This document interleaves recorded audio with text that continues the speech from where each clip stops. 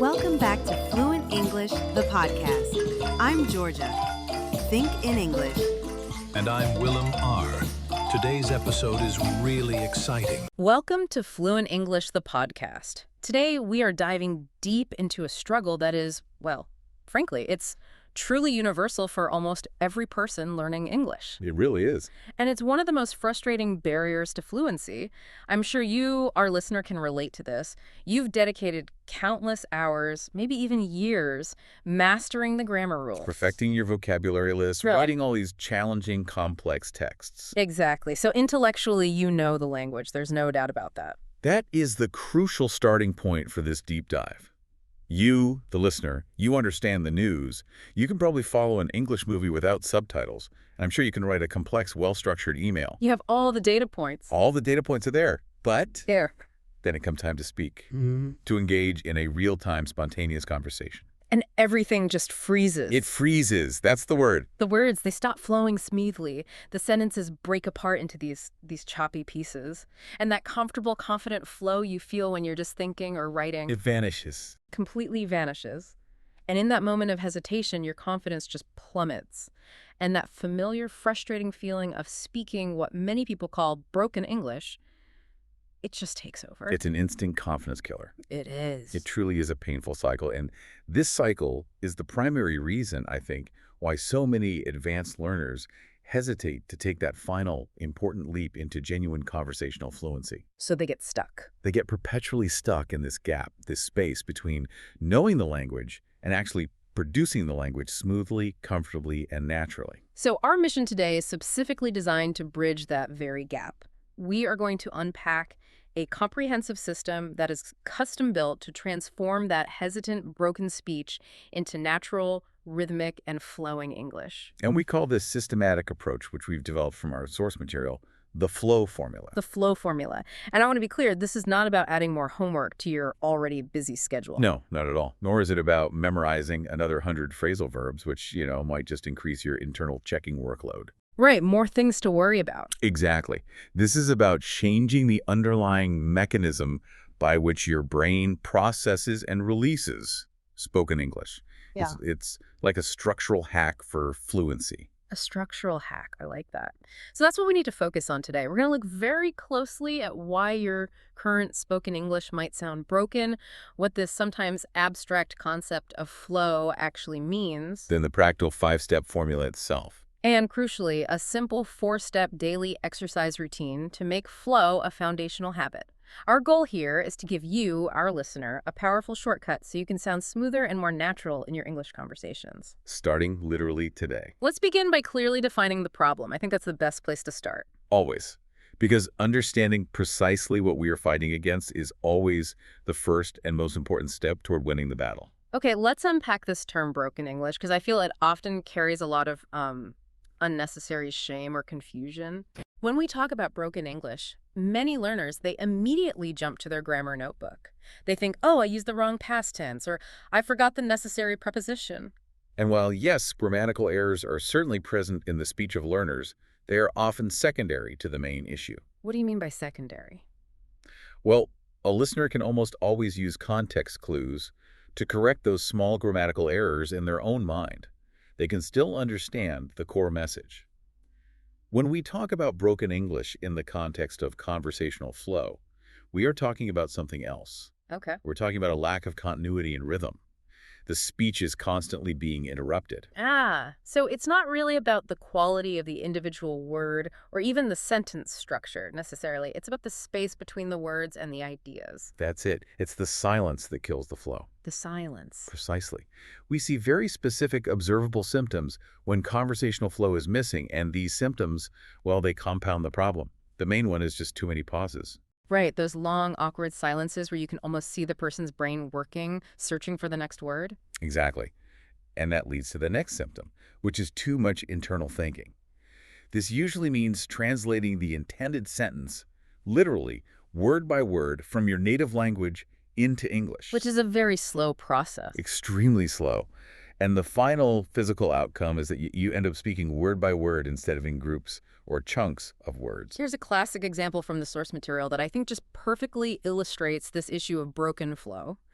even though you can figure out the meaning. Imagine hearing someone say this. Yesterday, I go market with my friend. Now, any listener understands what that person means. Mm-hmm. They went to the market with a friend yesterday, it's clear. But why does it sound so broken and hesitant? It's not just the grammar mistake. It's not just the grammatical slip using go instead of went. Mm-hmm. That's a part of it. But the bigger issue is the constant rhythmic interruption. Every single word or short two-word phrase is an isolated island, and it's separated by a pause, by hesitation, or by those distracting filler sounds like or That's such a good way to put it. Isolated islanders. It forces the listener to become an active participant in reassembling the meaning. Yes, you have to work to understand it. You have to constantly re-engage, connecting those islands to form a single continent of meaning. So smooth English, then, is not fundamentally about achieving perfect, isolated grammar all the time. No. It's about achieving a seamless, continuous connection between your words and your ideas. That is the real priority. And that priority leads us directly to define flow itself.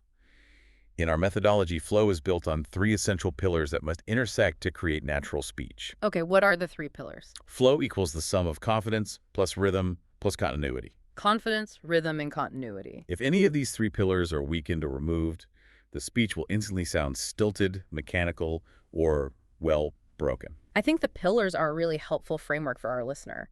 Confidence is that psychological permission you give yourself to speak without constantly judging yourself in real time. Yes, it's letting go of that inner critic. And rhythm is the music of the language, the natural beat and stress patterns. And finally, continuity is simply the refusal to let the stream of sound stop abruptly. So if you commit to focusing on connecting the words and ideas on continuity, the rhythm kind of takes care of itself. It does, and the feeling of momentum you gain from that naturally fuels your confidence. It's a perfect self-reinforcing feedback loop. It truly is. But before we get to the solution, now that we know what flow is, let's spend some time looking critically at the traditional roadblocks that have actually trained the learner's brain to lose flow in the first place. Okay, let's analyze those roadblocks. This is where it gets really interesting for me, because we need to figure out why learners who are often highly intelligent and dedicated to their studies lose their flow the very moment they need it most. In a conversation. Exactly. What are the common learning traps they fall into? Well, the central problem, I believe, lies in our traditional language training methods. While they are indispensable and excellent for comprehension, reading, and writing, They're great for that. absolutely, but they often actively sabotage the required motor skills for smooth spoken flow. Most learners, even at the intermediate level, were trained to do three things that are, frankly, death to conversational continuity. Okay, let's break those three training traps down for everyone. Trap 1. They memorize vast, detailed lists of individual grammar rules in isolation, often completely separate from the context of speaking. Just abstract rules. Abstract rules. Trap 2. They translate every single sentence literally from their native tongue, word for word, which creates this incredibly heavy mental burden. Right. And trap 3, which is perhaps the most destructive of all, is that they are intensely trained to fear mistakes above all else. I see this constantly in advanced students. That deep-seated fear of making a mistake, it triggers an internal self-correction mechanism that is just.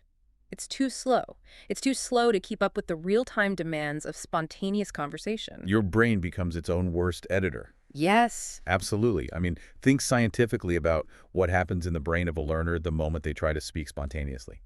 Maybe someone just asks them, "What did you do yesterday?" Simple question. A very simple question, but it instantly becomes a massive bottleneck. The brain tries to execute three highly intensive cognitive tasks at the same time, and there's simply not enough processing power in our working memory for all three to happen instantaneously. Okay, so what are those three tasks that are running at the same time and causing this jam? Task 1 is the search.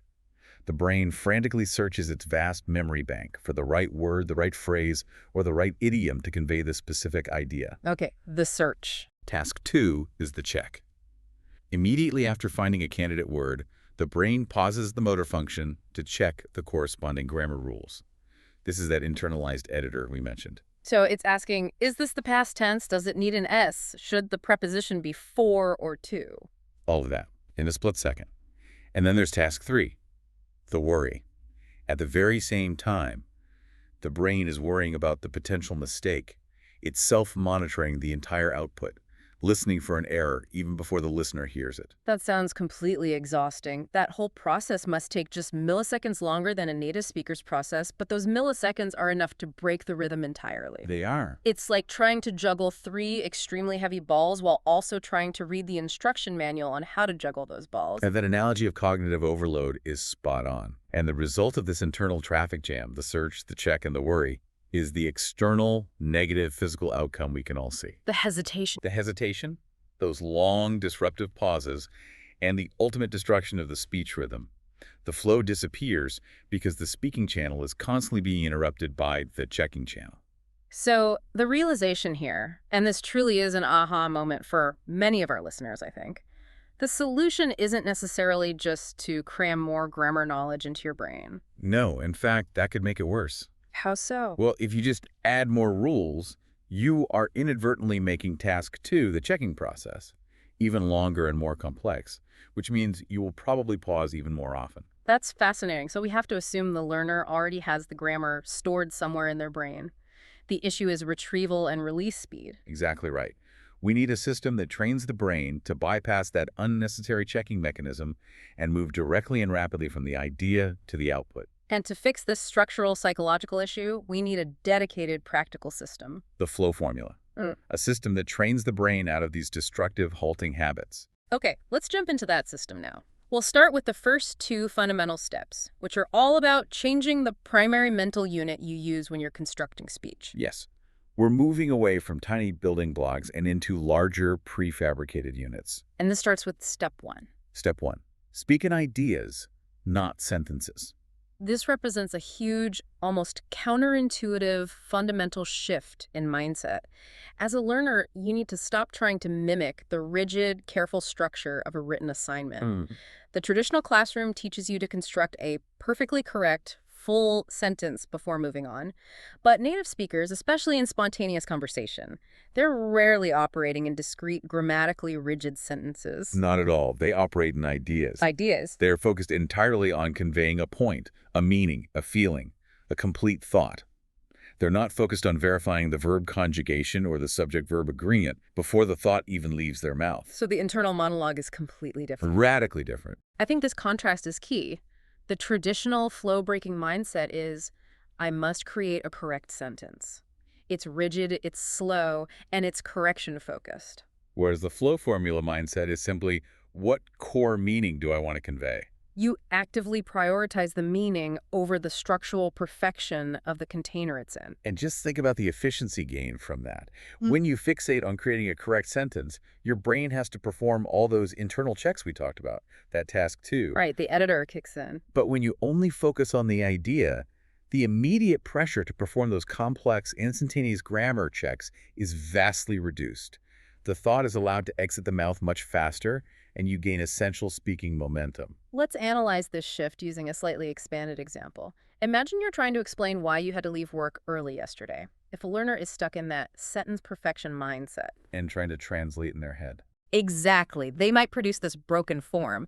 My boss, say, I must go home early because my car broke. You can hear the pauses, the search for the right tense, the right modal verb. But now, if they shift to the idea focuses, meaning the core idea is simply, I needed to leave because of car trouble, the brain focuses on the fastest way to convey that simple concept. And it might come out as, My boss let me leave early because my car broke down. The second version is immediate. It flows, and crucially, it allows the listener to receive the core idea without any interruption. it became smooth not because the speaker suddenly had better grammar. But because their brain wasn't forced to pause and manually assemble all the parts. It's all about building that forward momentum. You get the main idea out quickly, and the momentum of that statement just carries the rest of the words with it. It dramatically reduces the internal delay. It does. And once you make that shift from focusing on isolated sentences to focusing on connected ideas, the next step becomes exponentially easier. Step 2, which is using chunks. Tell us about chunks. Step 2, using chunks, is perhaps the most powerful accelerator in the flow formula. If step 1 is about reducing the mental pressure to be perfect. Then step 2 is about reducing the physical assembly work the brain has to do. Exactly. Chunks are simply ready-made, multi-word phrases that we treat and store in our memory as a single unit. Think of it like a long pre-programmed button on your computer keyboard. I love that analogy. A pre-programmed button. And that's why it speeds things up so much. If you need to express an opinion, for example, you don't start by thinking I, then the verb must be think, then maybe a connector. Right, because that's 3 separate decisions your brain has to make. And step. You simply reach for the prepackaged unit, the chunk. The power of a chunk is that it dramatically reduces the amount of time your brain spends searching and forming structures. Instead of having to assemble 5 individual words, you just pull out one 5-word unit that is already grammatically secure, naturally pronounced, and effective. Let's detail some of those critical chunk examples, because these are not just vocabulary, they are function phrases that every learner should identify, memorize as single units, and then practice deploying automatically. We can categorize them by function. So for expressing opinion and belief, we can move past the very simple.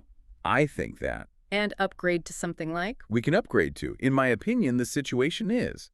Or the slightly softer, I believe we should focus on. These are just ready to go. And for introducing a reason or an explanation? For causality or explanation, the chunk is already waiting. You shouldn't have to pause after saying the reason. You just use the whole unit. The reason is that, or the more conversational. It boils down to the fact that... And what if you need to clarify something you just said? Well, if you need to clarify a previous statement, instead of pausing, you just deploy the unit. What I mean is, or perhaps to clarify my point, your brain doesn't have to check the grammar inside those phrases. They are fixed, safe, and immediate. Let's compare the two approaches again. If you're stuck in that broken word-by-word search, trying to introduce an opinion, it might come out like this.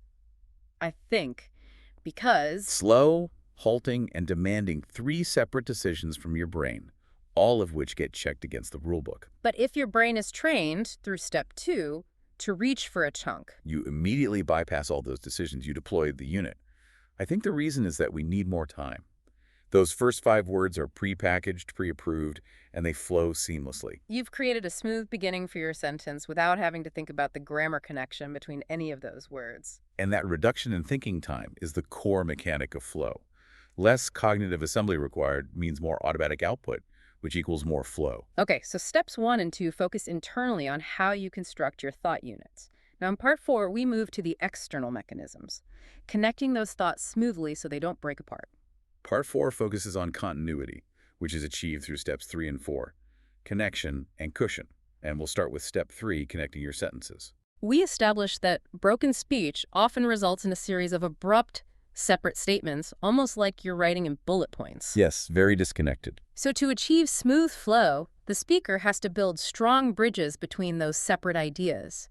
You have to create a continuity that carries the listener effortlessly from point A to point B. And this essential building material is provided by simple linkers. Linkers. These linkers are often the smallest, shortest words in the English language, but they act as the most powerful glue for ideas. They perform a critical function. They signal to the listener, and crucially to your own brain, the logical relationship between the upcoming idea and the previous one.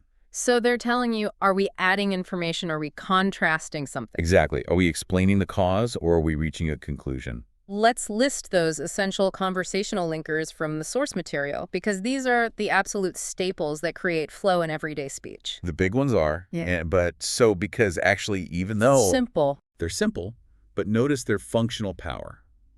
And is simple addition. So signals a result or a conclusion. Because signals causation. But, or even though signals contrast. These are all high-frequency words, but when they are simply omitted and replaced by silence, By that jarring pause. the flow is destroyed and the ideas feel completely disconnected. Let's look at the difference in a short narrative example. The broken approach gives us 3 separate, harsh statements that force the listener to mentally connect the dots.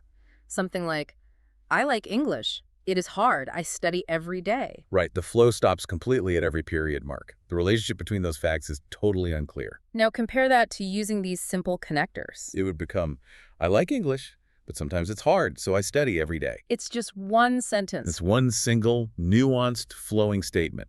That single use of but and so instantly transforms 3 isolated, choppy ideas into a thought that clearly defines the internal logic. The rhythm continues, the listener doesn't have to pause, and the speaker conveys a more complex, relatable idea in basically one breath. It's a huge, immediate difference, and it signals sophistication. You aren't just reciting vocabulary, you are structuring an argument and connecting your thoughts.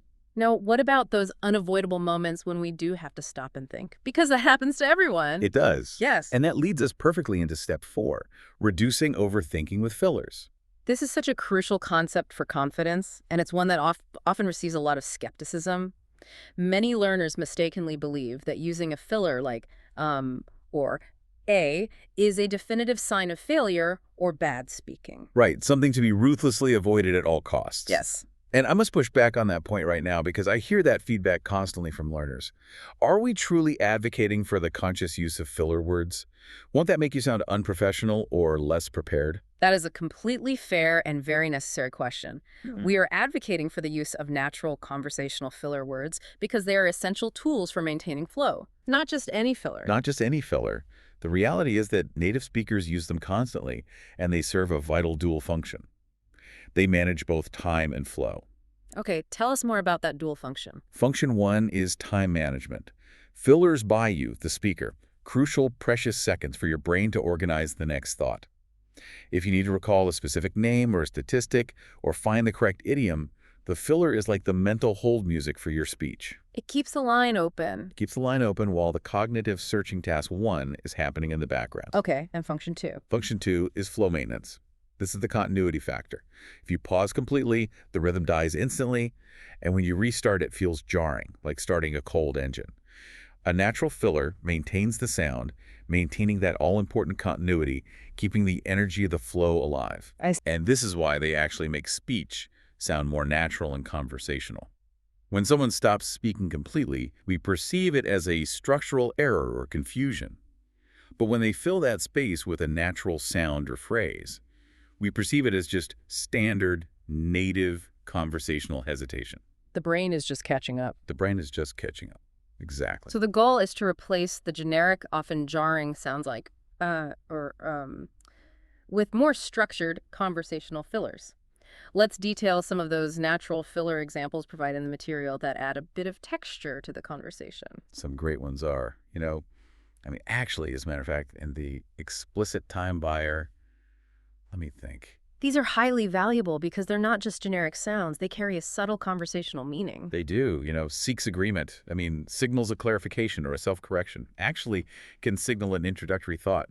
They act as a cushion, stopping the flow from dying while your brain is busy searching.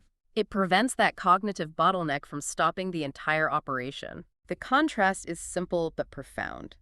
You're just replacing abrupt silence, the broken habit, with a strategic, natural filler. So instead of a dead, broken stop, you get the flow approach. Something like, well, I've been thinking about the project and, I think we should try a different approach.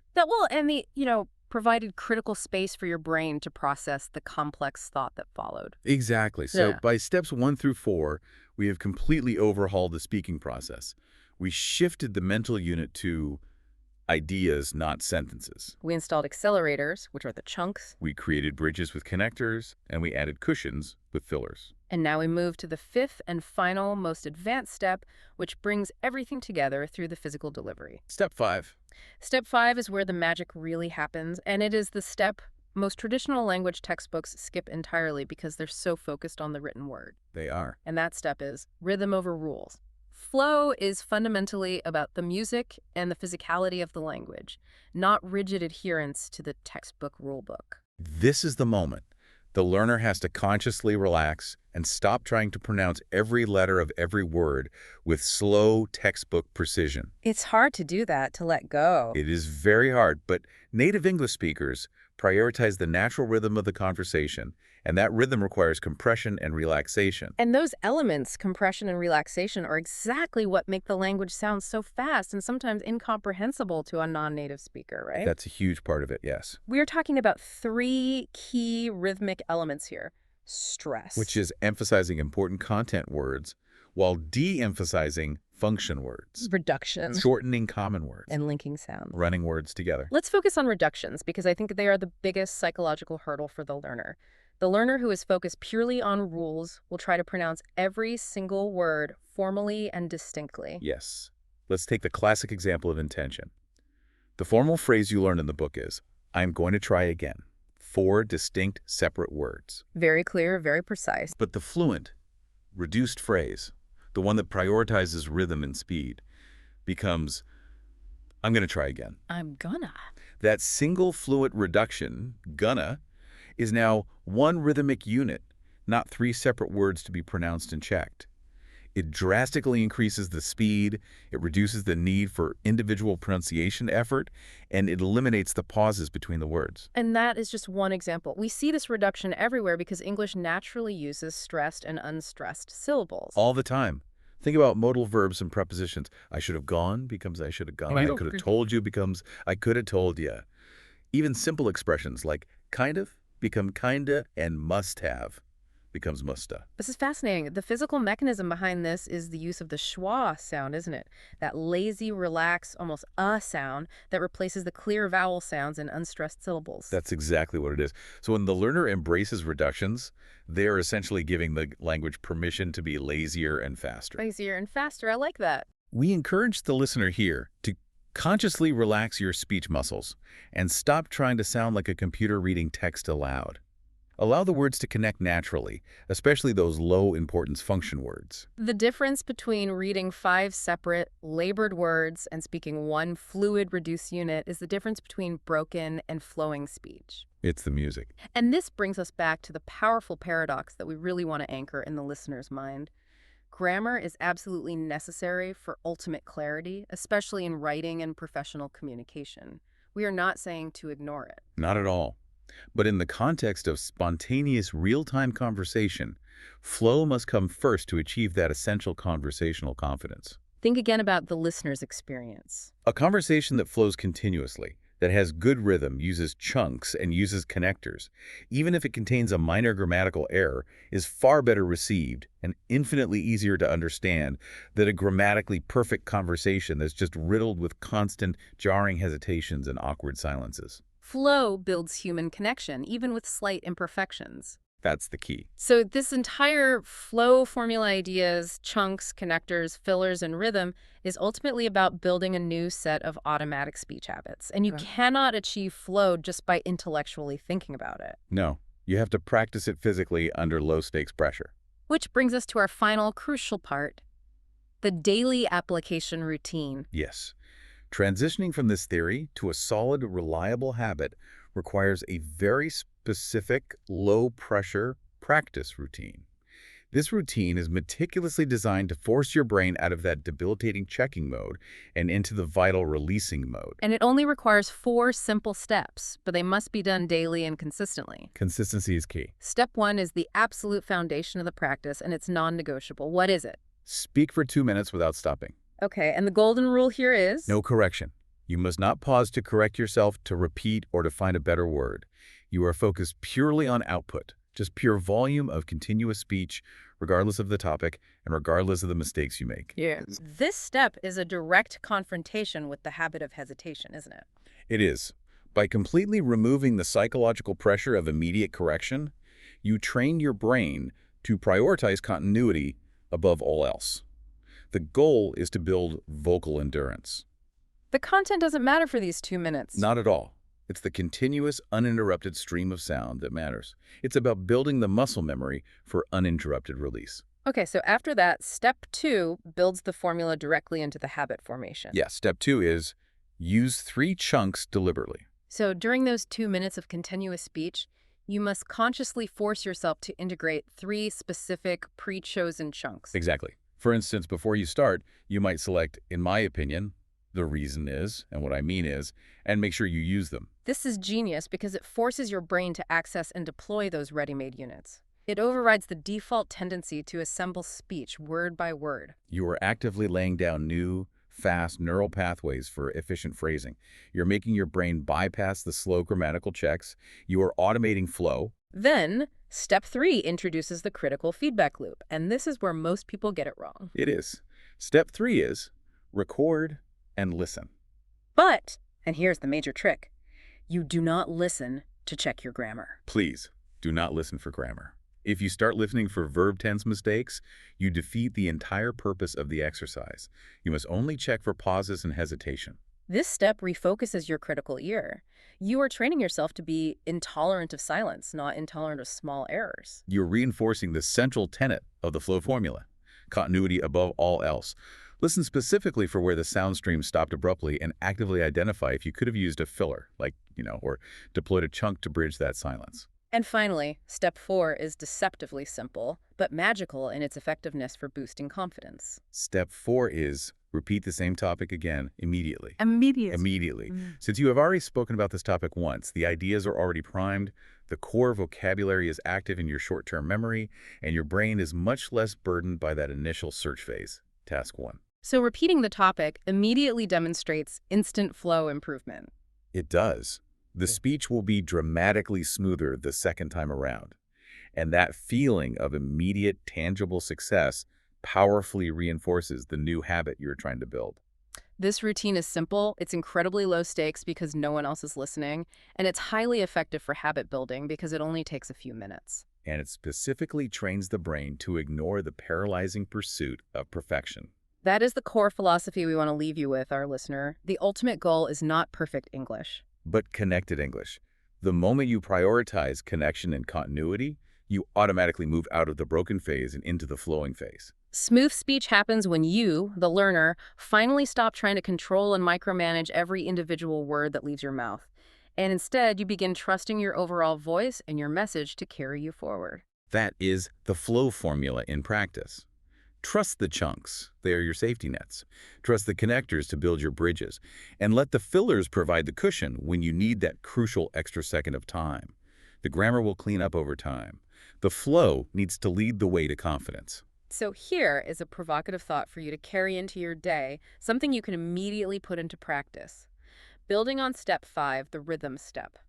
Since flow is about rhythm and reduction, think about one common formal sentence or phrase that you use daily when interacting with someone else. Yes, what is that one thing you can immediately turn into a reduced fluent chunk just to practice letting go of strict formal rules and embracing rhythm? For example, if you frequently ask someone a question, starting with the very formal structure, what are you going to do this weekend? Try practicing transforming that into the much more rhythmic, reduced, and conversational form. What you going to do this weekend? Practice that single reduction today and feel the flow instantly. If you found value in this deep dive, please do take a moment to leave us a view, like, subscribe, and share this podcast with your friends who are also learning English and struggle with that gap between knowing and producing the language smoothly. Your support helps us keep the flow going.